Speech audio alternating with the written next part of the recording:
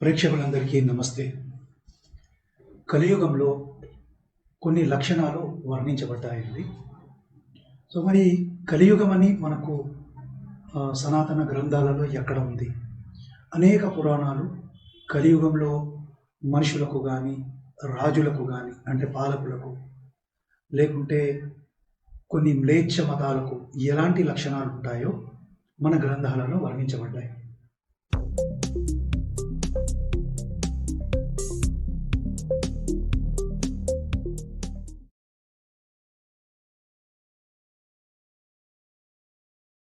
సరే, ఈరోజు ఆ విషయం మనం ఎందుకు తెలుసుకోవాలి?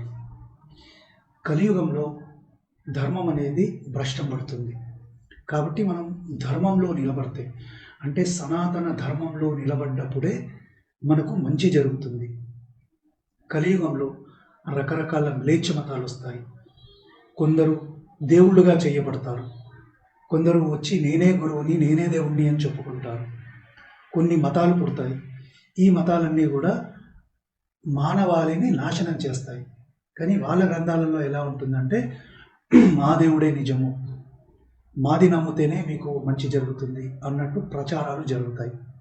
ఇవన్నీ ఎందుకంటే మానవ జన్మ అనేది చాలా అరుదుగా లభిస్తుంది.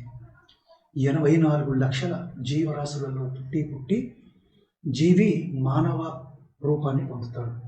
సో ఇంత కష్టంగా లభించే మానవ జన్మని వ్యర్థం చేసుకొని ఏదో మ్లేచ్ఛ మతాలలో పుట్టి, లేకుంటే మానవుడిగా పుట్టి మ్లేచ్ఛ మతాలలోకి వెళ్ళి మన జీవితాలను నాశనం చేసుకోవడం ఎంతవరకు కరెక్ట్? ఇది ముఖ్యమైన విషయం. సో ఈరోజు మనం ఏం చేద్దాం ప్రేక్షకులు, భాగవత పురాణంలో 12వ స్కందంలో 2వ అధ్యాయంలో కలియుగంలో ఏవైతే మ్లేచ్ఛ మతాలు పుడతాయో, లేకుంటే మ్లేచ్ఛ మతాలు వచ్చి మనని తప్పుదారి పట్టిస్తాయో వాటి గురించి మనం తెలుసుకోవడానికి ప్రయత్నం చేద్దాం. సో 2వ అధ్యాయం పేరే కలియుగ లక్షణములు. సో మనం ఏం చేద్దామంటే శ్లోకాల జోలికి వెళ్ళకుండా డైరెక్ట్గా మనం అనువాదాన్ని తీసుకుందాము. సో నేను తీసుకున్నది ఏంటంటే గీతా ప్రెస్ గోరఖ్పూర్ ఏదైతే ప్రచురించిందో ఆ భాగవతాన్ని తీసుకున్నానండి.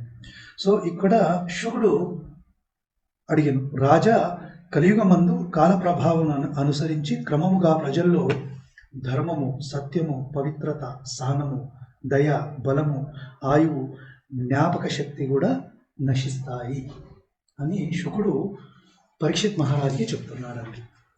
సో మనం ఆల్రెడీ అది అనేక విధాలుగా చూస్తున్నామండి.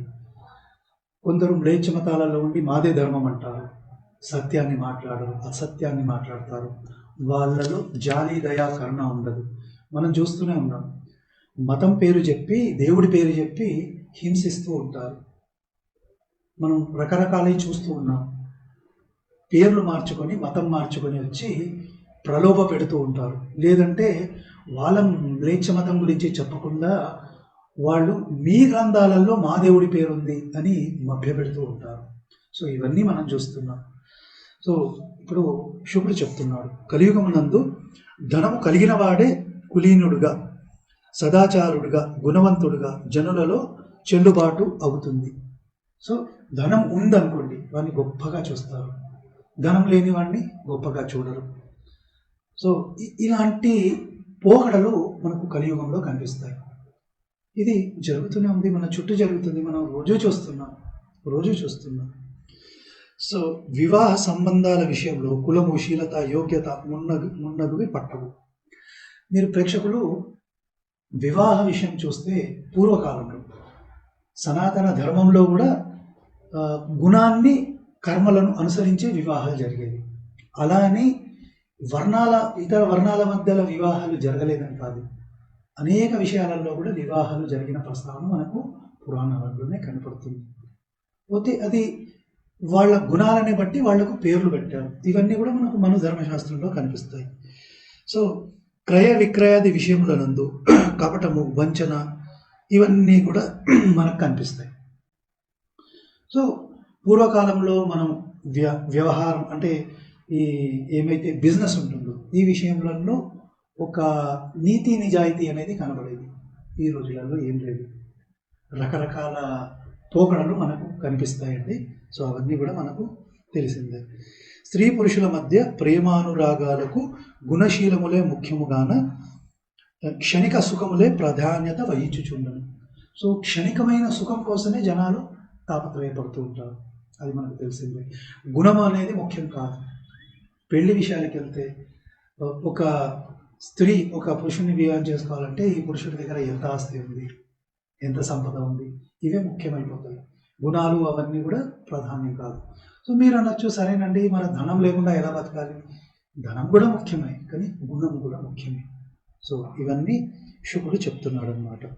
వేషాధారణ, దండ, కమండలాలు మొదలగునవి బ్రహ్మచారులుగా సన్యాసులుగా భావించబడతారు. అంటే ఎవడో కాషాయ వస్త్రాన్ని వేసుకొని అలాంటి, అంటే ఒక సన్యాసి వేషం వేసుకుంటే వాడు సన్యాసి అయిపోతాడు. ఈ రోజులలో మనం చూస్తున్నాం, కొందరు క్రైస్తవులు పాస్టర్లు కూడా కాషాయ వస్త్రాలు వేసుకుంటారు. మనం చూస్తున్నాం క్రైస్తవులు కొందరు స్త్రీలు కాషాయ వస్త్రాలు వేసుకొని, నేను అంతకుముందు సనాతన ధర్మాన్ని నమ్మేదాన్ని, కానీ మా గ్రంథంలో కూడా ఈ దేవుడు చెప్పబడ్డాడు. అంటే ఇప్పుడు వేదాలలో యేసు అంటారు, వేదాలలో యెహోవా అంటారు. కొందరు ముస్లిమ్స్ వచ్చి వేదాలలో మా దేవుడు అల్లా ఉన్నాడు, మా ప్రవక్త ఉన్నాడు అని చెప్తారు. ఇప్పుడు లేటెస్ట్గా సాయిబాబా ట్రెండ్ చూస్తున్నాము. ఆయన ఎవరో తెలియదు, కానీ ఈయన గురువు అంటారు, దేవుడు కూడా అంటారు. సో ఈ పోకడలన్నీ కూడా మన పురాణాలలో చెప్పబడ్డాయండి. మనతో ఉన్న సమస్య అంతా ఏంటంటే మన గ్రంథాలని మనం చదవట్లేదు. సో ఈ పోకడలను చూసి మోసపోవద్దు. కాషాయ వస్త్రాలు వేసుకొని ఆ వేషాధరణ అది చూసి మోసపోవద్దు అని శుక మహారాజు చెప్తున్నాడు ఇక్కడ. సో ఆచారాలు కాపీ కొట్టబడతాయి, ఇవన్నీ కూడా కాపీ కొట్టబడతాయి. లంచములను ఇచ్చుటకు, ధనమును తెచ్చుటకు శక్తి లేని వారు న్యాయస్థానంలో న్యాయము కలుగును. మనం చూస్తున్నాం, ఇవన్నీ న్యాయం రావాలంటే డబ్బులు కావాలి. సో ఈ సాయిబాబా విషయంలో మనం చూసాం, డబ్బులు తీసుకొని కోర్టులో కేసేస్తారు, పరువు నష్టం దావా వేశారు కొందరి మీద. అంటే న్యాయం జరగాలంటే డబ్బులు కావాలి. చూడండి, ఇవన్నీ కూడా మన భాగవతంలో చెప్పబడ్డాయి. సరే, ఇంకేముంది, బీదవాడు దోషిగా పరిగణించబడతాడు. సో డబ్బులు లేవనుకోండి, మీకు న్యాయం కూడా జరగదు. డబ్బులు లేకపోతే మీకు న్యాయం కూడా జరగదు. ఇవన్నీ మనకు భాగవతంలో కనిపిస్తున్నాయండి. ఆ విషయంలో శాస్త్రీయ విధి విధానాలు, సంస్కరణలు మొదలగునవి అవసరమే ఉండదు. సో శాస్త్రాన్ని కూడా పక్కన పెట్టేస్తారు. మనం ఇప్పుడు బ్రహ్మకుమారిస్ చూస్తాము, లేదంటే ఈ సాయిబాబా చూస్తాము.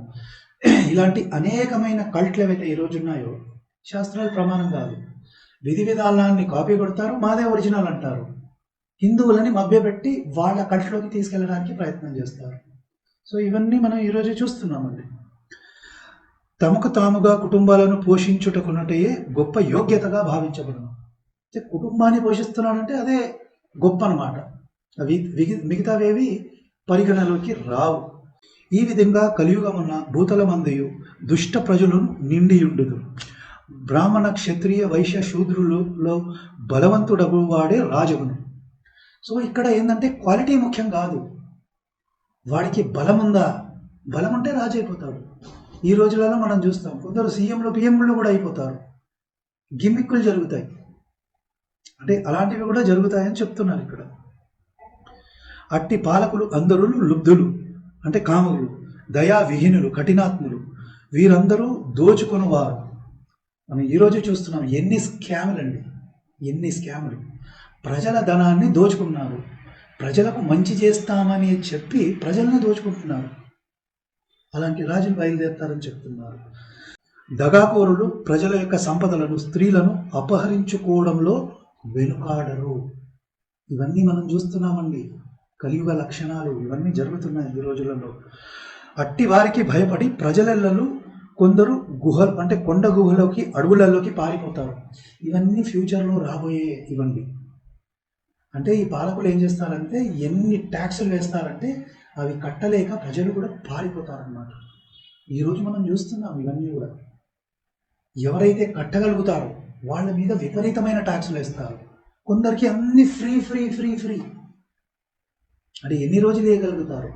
ప్రభుత్వాలు అప్పులు చేసి, అప్పులు తెచ్చి మరీ స్కీమ్లు ఇస్తున్నారు ఈరోజు. అంటే ప్రభుత్వాన్ని దివాలా తీస్తున్నారు అన్నమాట. ఇవన్నీ కూడా మనకు భాగవతంలో కనిపిస్తున్నాయి. అనావృష్టి కారణముగా, కరువు కాటకాల మూలంగా పన్నుల భారంతో ప్రజలు కష్టాల బాధ అవుదురు. కరువు కాటకాలు కూడా వస్తాయి. ఇప్పుడు ఆఫ్రికా లాంటి దేశంలో కరువు కాటకాలు వస్తున్నాయి.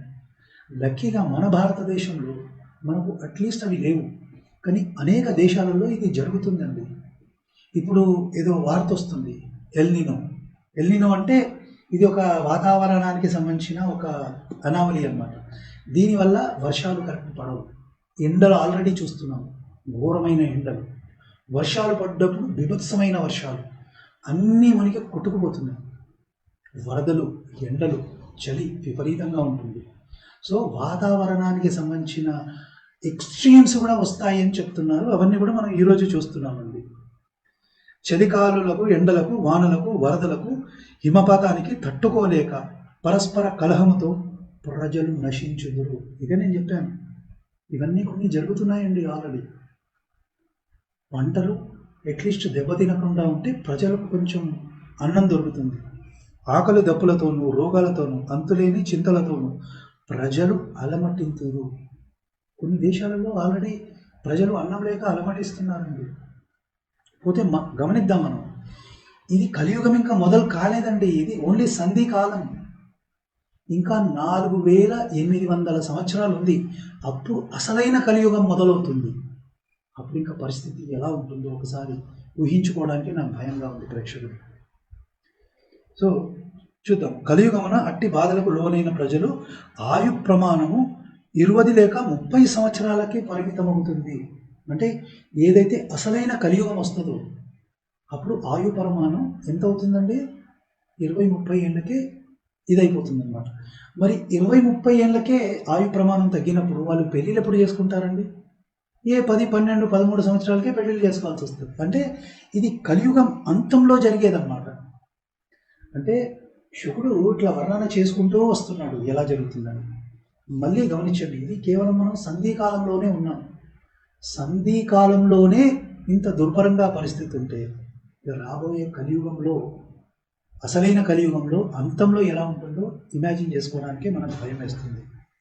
మహారాజా, కలియుగ దోష ప్రభావమున ప్రజల దేహములు కుంగి కృషించిపోవును. మనం ఆల్రెడీ చూస్తున్నామండి, ప్రజలు అనేకమైన జబ్బులతో, అనారోగ్యంతో బాధపడుతున్నారు. అందుకే మనం ఋగ్వేదంలో లేకుంటే వేదంలో అనేక మంత్రాలతో నాకు అనారోగ్యం రావద్దు అని ప్రార్థన చేసే మంత్రాలు మనకు కనిపిస్తాయి. ఈవెన్ పురాణాలలో, ఇతిహాసాలలో కూడా ఇవి కనిపిస్తాయండి. అంటే రాబోయే జబ్బులు ఎలా ఉంటాయి. వర్ణాశ్రమాలు, వైదిక విలువలు పూర్తిగా అడుగంటుతాయి. వర్ణాశ్రమ ధర్మం కూడా నశించిపోతుంది. ఆల్రెడీ వర్ణాశ్రమ ధర్మాలు ఎవరు పాటించట్లేదు. వర్ణాశ్రమ ధర్మాలు లేవండి. వర్ణాశ్రమ ధర్మాలు ఎప్పుడు ఉంటాయి? గురుకుల వ్యవస్థ ఉంటే ఉంటుంది. కానీ గురుకుల వ్యవస్థని సమూలంగా నాశనం చేసేశారు పాలకులు కానీ, బ్రిటిష్ వాళ్ళు కానీ. 18వ సంవత్సరంలో కూడా మనకు 7 లక్షల గురుకుల స్కూళ్ళు ఉండేవని మనకు బ్రిటిష్ రికార్డ్స్ చెప్తాయి. కానీ ఈరోజు ఎన్ని గురుకుల పాఠశాలలు ఉన్నాయండి? పోతే కొన్ని ఈ గుళ్ళ పుణ్యమా అని, లేకుంటే పీఠాధిపతుల పుణ్యమా అని గురుకుల పాఠశాలలో వాళ్ళు నడిపిస్తున్నారు. బ్రాహ్మణులకు, వైశ్యులకు, శూద్రులకు, క్షత్రియులకు అందరికీ వేద పాఠశాల లాంటి విద్యని ఇస్తున్నారు. అంటే ఎవరైనా వేదాన్ని చదువుకోవచ్చు. అది మనకు శుక్ల యజుర్వేదంలోనే ఉందండి. సో వర్ణాశ్రమ ధర్మాలు నశిస్తే సనాతన ధర్మం కూడా నశిస్తుంది. ఆశ్రమాలు కూడా లేవు ఈరోజు. ఆశ్రమ ధర్మాలు కూడా అడుగంటిపోయాయి. కులాల పేరుతో కొట్టుకున్నారు. కులాల కుంపట్లు తయారయ్యాయి. కులాన్ని దూషిస్తే చాలామందికి కోపం వస్తుంది, కానీ భగవంతుని దూషిస్తే ఎవరికి కోపం రాదు. అలాంటి స్థితిలోకి ఇంద్రుడు వెళ్ళిపోయారు. చూడండి, మానవులలో పాషండ నాస్తిక ధోరణులు పెచ్చు పెరుగును. నాస్తిక ధోరణులు, నాస్తికులన్నీ పిచ్చివాగులన్నీ వాగుతున్నారండి ఈరోజు. పాషండులు కూడా తయారయ్యారు. చెప్పాం కదా, పాషండ మతాలు ఎన్ని తయారయ్యాయి. ఒక పక్క పాషండ మతాలు ఏవైతే సింధు నాగరికత అవతలున్నాయో, సింధు నది అవతలున్నాయో వాళ్ళందరూ కూడా ఇక్కడికి వచ్చారు. దాడి, ఇస్లామిక్ దాడి, క్రైస్తవుల దాడి. మరో పక్క ఈ మ్లేచ్ఛ మతాలు, పాషండ మతాలు కూడా తయారయ్యాయి. ఒకడు బ్రహ్మకుమారి అని ఒక సిద్ధాంతం చెప్తాడు, ఒకరు సాయిబాబా అని ఒక సిద్ధాంతం చెప్తాడు, ఇంకో పక్క వేదాలే ప్రమాణం అని ఇంకో సిద్ధాంతం చెప్పి పురాణాలని ఇన్సల్ట్ చేస్తాడు. ఎన్ని రకాల పాషండ మతాలు తయారయ్యాయో ఒకసారి చూడండి ప్రేక్షకులు. ఇవన్నీ కూడా శుకుడు పరీక్షిత్ మహారాజుకి 5,000 సంవత్సరాల పూర్వమే చెప్పాడు. ఇవన్నీ ఈరోజు జరుగుతున్నాయి. అంటే భవిష్యత్తులో ఏవైతే జరగాలో దాన్ని శివుడు ఆల్రెడీ చెప్పేశాడు. అది మనుషులు చౌరత్వము అబద్ధాలు పాల్పడుట, నిరపరాధులను హింసించుట మున్నగు దుశ్చేష్టల ద్వారా బతుకుతురు. సో చౌర్యము, దొంగతనం ఇంట్లో పడి దొంగతనాలు చేయడు, ఆన్లైన్ దొంగతనాలు, ఎన్ని రకాల దొంగతనాలు ఉన్నాయో మీరు గమనించుకోండి ప్రేక్షకులు. ఇదే కాక అబద్ధాలు ఆడడం, గ్రంథాల విషయంలో కూడా అబద్ధాలు ఆడతారు. గ్రంథంలో ఉన్నది చెప్పరు, లేనిది కల్పిస్తారు. అబద్ధాలు చెప్పడం వాళ్ళ స్వార్థం కోసం, వాళ్ళ బాగు జరగడం కోసం అబద్ధాలు ఆడతారు. అవన్నీ జరుగుతున్నాయి. ఇవన్నీ చెప్తారు. అన్ని వర్ణాల వాళ్ళు శూద్రులు అవుతారు. వర్ణ వ్యవస్థనే లేదు కదా, దాదాపు అందరూ శూద్రులుగా తయారైపోతారు ఒక స్టేజ్లో. అంటే రాబోయే కలియుగంలో ఈ వర్ణ వ్యవస్థ టోటల్గా పోతుంది. ఇప్పుడే లేదు, టోటల్గా పోతుంది. అదన్నమాట. దేనువులు మేకల వలె బక్క చిక్కి తక్కువగా ఇచ్చును, పాలు తక్కువగా ఇచ్చును. గో వ్యవస్థ, గోవులను రక్షించే వ్యవస్థ కూడా నాశనం అయిపోతుంది. గోవుల స్మగ్లింగ్, వాటిని చంపడం, ఇవన్నీ జరుగుతున్నాయి. మ్లేచ్చులు గోవుల మీద దాడి చేయడం, వాళ్ళని చంపడం ఏంటండి, అవన్నీ జరుగుతాయని చెప్తున్నాడు. సో గోవులు పాలించడం కూడా తగ్గిపోతాయి. అనేక గోవుల జాతులు కూడా నశించిపోయాయి ఆల్రెడీ. ఇవన్నీ జరుగుతాయని శివుడు చెప్పాడు ఆల్రెడీ. వానప్రస్థులు, సన్యాసులు కూడా గృహస్థుల వలె వ్యాపార దృష్టి కలిగి ఉంది. మీరు చూడండి, మేము సన్యాసులమని భార్యాభర్తలు కూడా కొన్ని యాక్టికులు చేయడం, అలాంటివి కూడా జరుగుతున్నాయి. అవన్నీ కూడా మనకు భాగవతంలో వర్ణించబడ్డాయి. గృహస్థులు, ఇళ్ళు, అతిథులు, అభాగ్యులు, రాకపోకలు లేకుండును. మనం పూర్వకాలంలో అతిథులు వస్తే ఎంతో ఆదరించి సత్కారాలు చేసేవాళ్ళం, వాళ్ళకు భోజనాలు పెట్టేవాళ్ళు. అవన్నీ కూడా పోయి మొత్తం అసలు దానము అనేది గుళ్ళల్లోనే జరుగుతుంది, ఎక్కడ జరగట్లేదు. పోతే కొందరు మ్లేచ్చులు కూడా ఈ అన్నాన్ని మేము పెడుతున్నాము అని జనాలు ఇది ప్రలోభ పెడతా ఉన్నారు. జనసంఖ్య మిగిలి తగ్గిపోవటం వలన శూన్యప్రాయమగును. సో జనాల సంఖ్య కూడా ఇప్పుడు పెరుగుతుంది, కానీ క్రమంగా ఈ గొడవల వల్ల, వీటి వల్ల అవన్నీ కూడా తగ్గిపోతాయి. జనసంఖ్య కూడా తగ్గిపోతుంది. పరీక్షిత్ మహారాజా, ఈ విధంగా అధర్మము ప్రబలుట చేత క్రమక్రమంగా కలియుగాంతము వరకు మనుషుల బ్రతుకులు గాడిద వలె సంసార భారము మోయలేకపోవును. గాడిదల్లాగా తయారవుతారన్నమాట. సంసార భారాలు మోయలేరు. ఎందుకంటే ఒక పక్క అన్నం దొరకదు, ఇంకో పక్క అధర్మము, దొంగతనాలు, మ్లేచ్ఛ మతాలు ప్రబలుట, ఇవన్నీ కూడా కలియుగం అంతంలో ఇంకా తీవ్రమవుతాయన్నమాట. సో అప్పుడు భగవంతుడు కల్కి భగవానుడు వస్తాడు అని మనకు భాగవతంలో చెప్పబడుతుంది. సో అతడు ఎలా వస్తాడు, ఈ అధర్మీకులని, విధర్ముల్ని ఎలా నాశనం చేస్తాడు, ఎలాంటి యుద్ధాలు చేస్తాడు, ఇవన్నీ కూడా మనకు భాగవతంలో చెప్పబడ్డాయి. సో గమనించుకోండి ప్రేక్షకులు, ఈ అధర్మము ఎలా ప్రబలుతుందో, సనాతన ధర్మాన్ని దేవుళ్ళ పేర్లు చెప్పి, మతాల పేర్లు చెప్పి ఎలాంటి దాడులు జరుగుతాయో కూడా మనకు ఇంకా మనం కొంచెం దీని గురించి ఆలోచన చేయండి.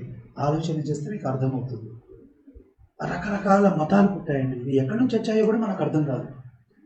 ఇవి వచ్చి సనాతన ధర్మమే తప్పు, వేదాలు తప్పు, ఇతిహాసాలు అన్నీ పనికిరానివి, పురాణాలు పనికిరావు, దేవుళ్ళని దూషించడము, మా దేవుడే నిజమని చెప్పడము, ఇలాంటి వ్యతిరేక పోకడలన్నీ కూడా జరుగుతాయని శుక మహారాజు పరీక్షిత్ మహారాజుకి చెప్తున్నాడండి.